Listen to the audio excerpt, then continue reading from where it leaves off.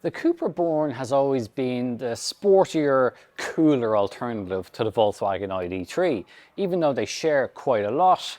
For me at least, there's always just something about this car that's had more appeal than its German relative.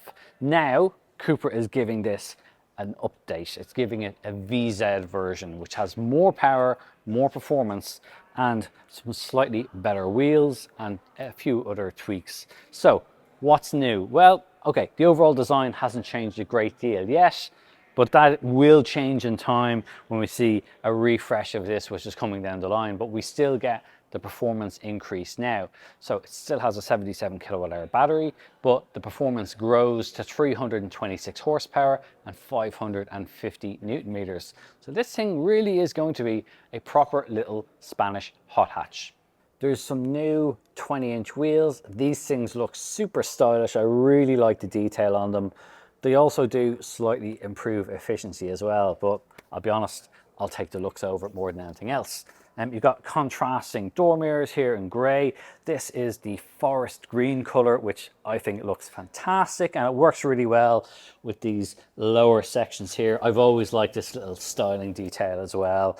I don't really know how much aerodynamics and benefits it brings, but it does look nice, and you've got still that kind of dimpled textured surface here as well on the C-pillar.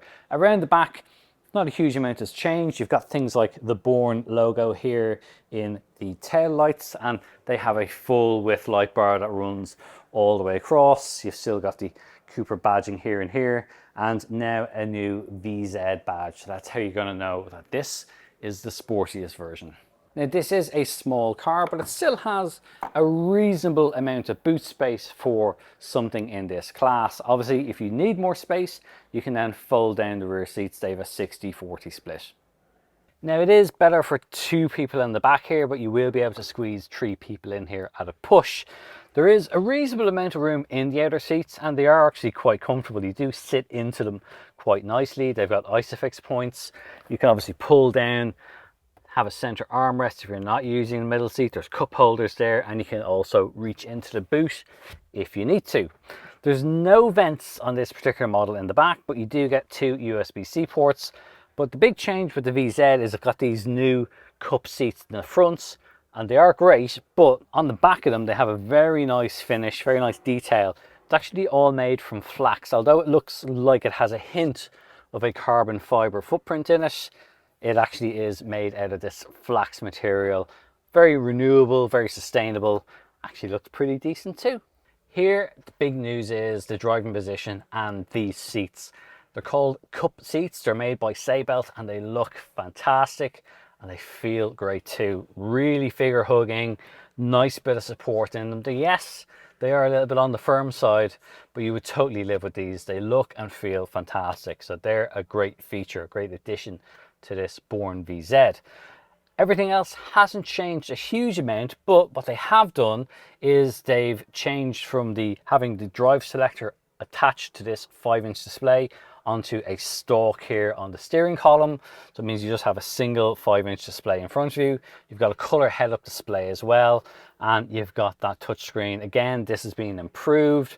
You've got illuminated touch bar on the bottom, and the infotainment system itself is actually quite nice to use. You can go through all the different features you want.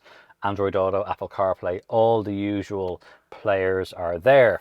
The overall layout hasn't really changed. Other than that though, you've still got some copper centered air vents. You've got this nice section here which opens up, and you've got 2 cup holders, a bit of extra storage. You've got a wireless phone charger here as well, and a bit more storage underneath with 2 more USB-C ports. And you can also slide this forward and back as well. It's got a nice kind of microfiber Alcantara feel to it. It does look and feel pretty good.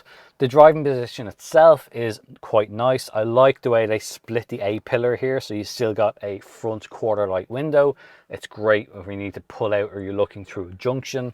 And there's actually quite a bit of adjustment for the driving position. You can see here that the instrument display moves with the steering column as well, so it's always exactly where you want it. Cupra sticks with the haptic controls on the steering wheel. I'm not the biggest fan of them, but they're not as prone to the older Volkswagen system for accidental touches, and you still get the 2 satellite buttons here for selecting your drive modes or going directly to the Cupra mode. I've been a fan of the Cupra Born since it came out. I just thought it was a cooler car than the ID3, and now there's this VZ model, and well, my desire to have one of these has gone up even more. This is a very cool car. The VZ, okay, yes, the performance definitely is a plus because you've now got 326 horsepower, 545 newton meters of torque, and that's the more important figure because that is the figure that turns this into a proper electric hot hatch. Of course, the beauty of this is that you've still got a multitude of different driving modes. I mean, I'm in the comfort mode at the moment, and it is just like an EV. It's nice and comfortable, it's relatively quiet. If I have a look at my driving data right now, I'm cruising along at just over 15 kilowatt hours per 100 kilometers, and yeah, things are nice. This is efficient, it's fun, it's quiet, and it's quite nicely set up from a suspension standpoint as well. And that's one thing that for me is a real deal breaker for a car. Is like, yes, it can be nice and it can look great and it can have big wheels, but if it rides like crap, it's just not going to be an enjoyable ownership experience. But Cupra's done a very good job here. They've managed to set this car up really nicely, and it strikes a really good balance between having the comfort, but it still has a very nice poise to it. It still feels planted, sure-footed, all those kind of things. There's a nice amount of feel from the steering. You know, even though it's electrically assisted, you still feel like there's a bit of meat in the bones there. You know, it still has a good feel for what this car is doing. That is an important thing, particularly if you're going to take a car such as this and turn it into a hot hatch as Cupra has done. But of course, you know, comfort is one thing, but the beauty of it is this has a Cupra mode. And when you dial into the Cupra mode, well, that's when things start to get a little bit more interesting. The steering has a little bit of a, you know, more tighter feel to it, and obviously you get a much sharper response from the right pedal, and it does pick up quite nicely. Now the thing is, it doesn't have a huge bark to it. It's not going to have the same kind of induction roar that you'd expect to have from something like a Fiesta ST or things like that. This is a different kind of hot hatch, but it's a good bit of fun, if I'm honest. You know, I've been driving this for a while now, and it does feel, well, I wouldn't say it makes me feel giddy, but I do quite enjoy driving it. And it's the kind of car that I probably would take a slightly longer route home in, because I just kind of feel like driving a bit more.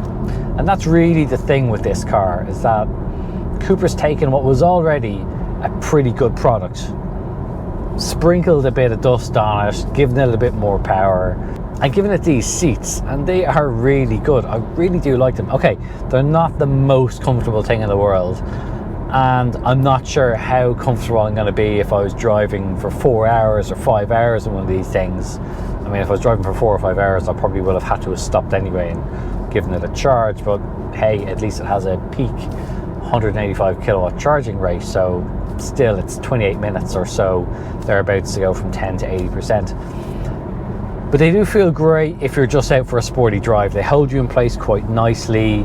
They're not digging into your sides, but you're aware that it does have a bit of a kind of a huggy feel from it. So I do like how they feel in that respect, and I think they look great too. That's the other thing.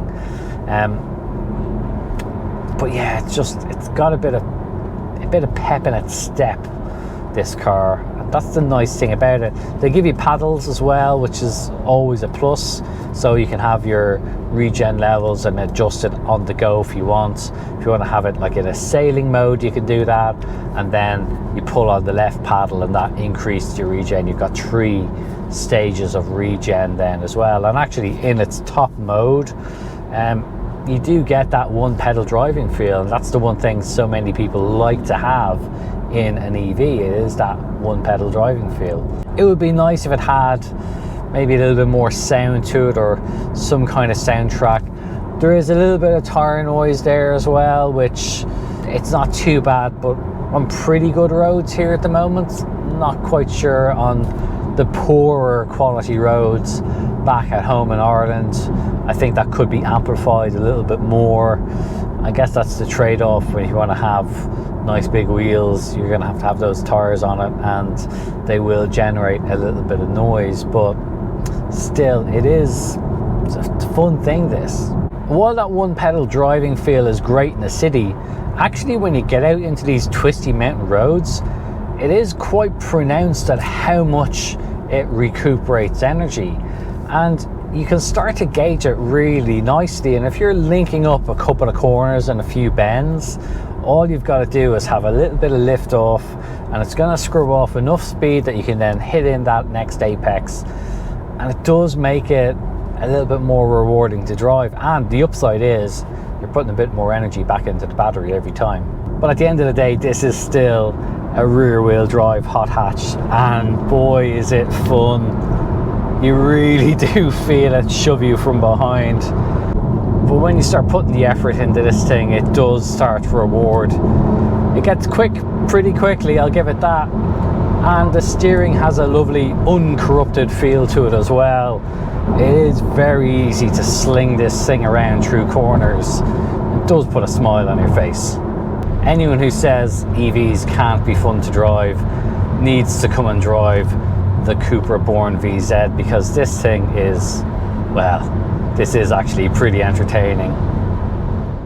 So that's our first drive review of the new updated Cupra Born VZ. It really is a proper little pocket rocket. If you want to know more about it, head over to our website. It's CompleteCar.ie. You'll find it linked in the description below, and it's a great resource for finding your next new car. Thanks for watching.